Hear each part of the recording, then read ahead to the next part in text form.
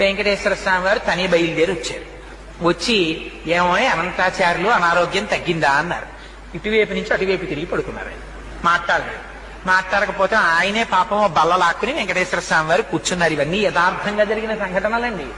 ఓ బల్ల మీద కూర్చుని చెయ్యి పట్టుకుని అనంతాచార్యులు తగ్గలేదా, ఇంకా ఒంట్లో ఉష్ణం అన్నారు.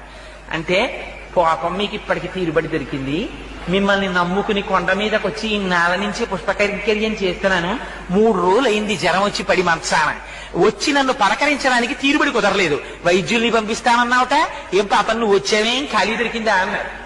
అంటే పోన్లేవయ్యా, మనస్సంతా కష్టపెట్టుకోకయ్యా, నీకు జ్వరం ఉందో లేదో చూద్దామని వచ్చాను.